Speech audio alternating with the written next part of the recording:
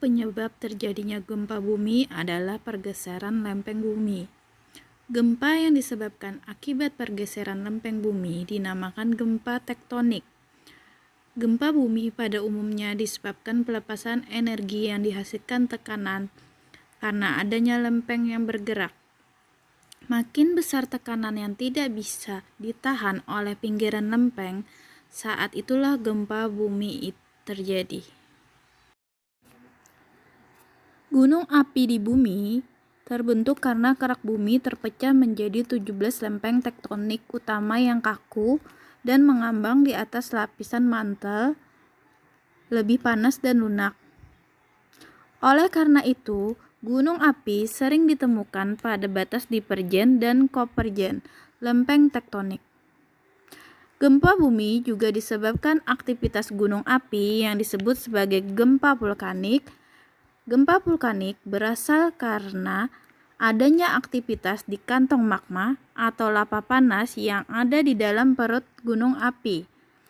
Gunung api meletus saat material yang ada di dapur magma keluar ke permukaan karena adanya dorongan gas bertekanan tinggi. Adanya dorongan gas tersebut juga mempengaruhi adanya gempa.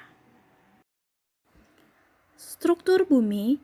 Berdasarkan penelitian, para ahli menyusun teori tentang kerangka bumi.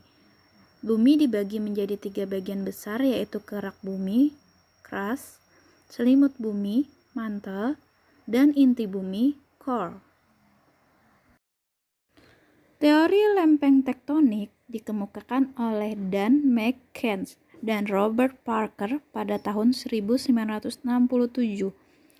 Teori ini menyatakan bahwa kerak bumi bersama litosfer mengapung di atas lapisan atmosfer dan dianggap satu lempeng yang saling berhubungan.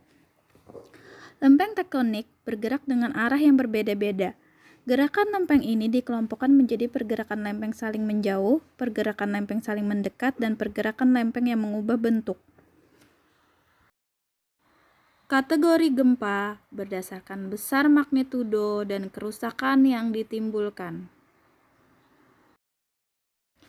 Tahapan peringatan dini BMKG. Aspek-aspek yang menjadi acuan dalam merancang sistem peringatan dini. Tingkat isyarat status gunung api di Indonesia.